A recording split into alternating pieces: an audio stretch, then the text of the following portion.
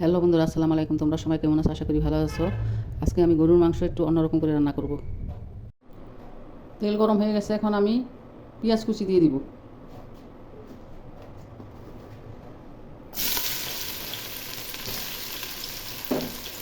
পেঁয়াজগুলো বাদামি রঙ করে ভেজে নিব।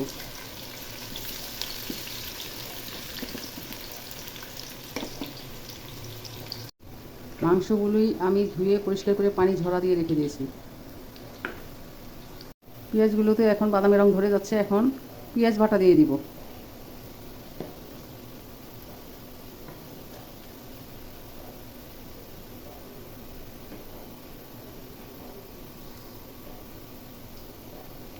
পেঁয়াজ বাটা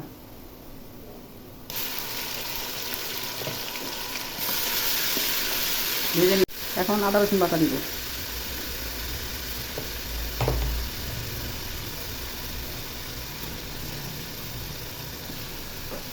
দিয়ে ভেজে নিব।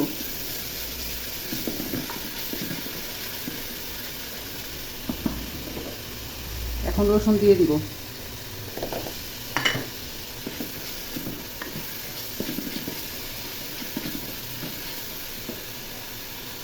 সব কিছু ভাজা হয়ে গেছে, এখন হলুদ, মরিচ, জিরার গুঁড়া আর লবণ, এই চারটা জিনিস একসাথে দিয়ে দিব।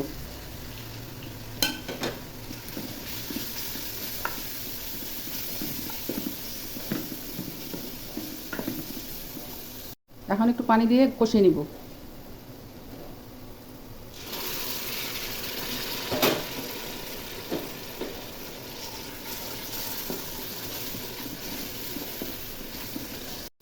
এখন মশলা কষা হয়ে গেছে, এখন মাংস দিয়ে দিব। মাংস দিয়ে ভেজে নিব।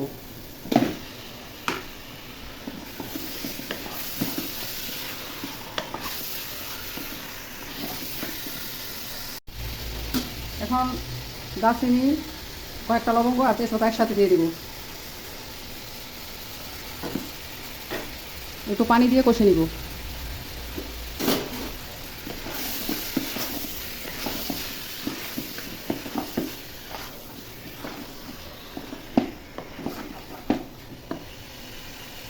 আর একটু ভেজে তারপর পানি দিব। এখন ভাজা হয়ে গেছে, এখন পানি দিয়ে কষিয়ে নিব।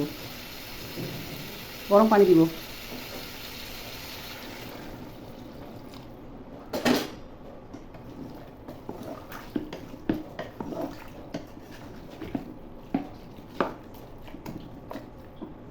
এখন ঢেকে দিব।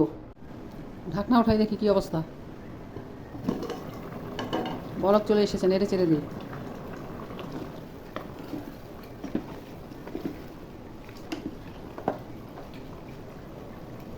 ঢেকে দিব। রান্নার কী অবস্থা দেখি।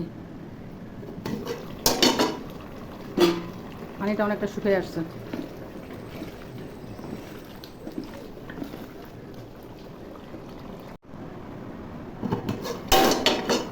এখন পেঁয়াজ কুচি দিয়ে দিব আবার।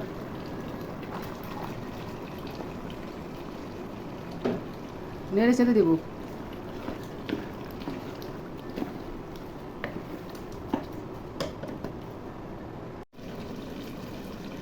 এখন ছোট এলাচের গুঁড়ি দিয়ে দিব।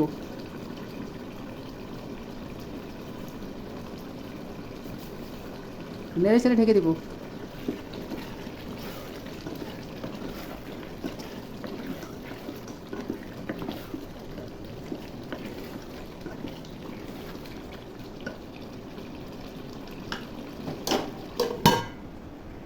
মাংসটা হয়ে আসছে, ঢাকনা খুলে দেখি।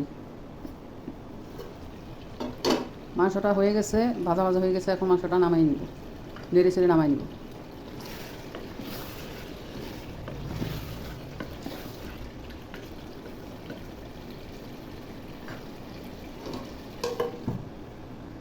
রসুন দিয়ে গরুর মাংস রান্না হয়ে গেছে। রসুন দিয়ে কার কার গরুর মাংস খেতে ভালো লাগে কমেন্টে জানাইও। গরুর মাংস রান্না হয়ে গেছে। রান্নাটা ভালো লাগলে ইউটিউব চ্যানেলটা সাবস্ক্রাইব করো আর ফেসবুক পেজটা ফলো করো। খোদা হাফেজ, বাই বাই। নতুন কোনো রান্নার রেসিপি নিয়ে আবার আসবো।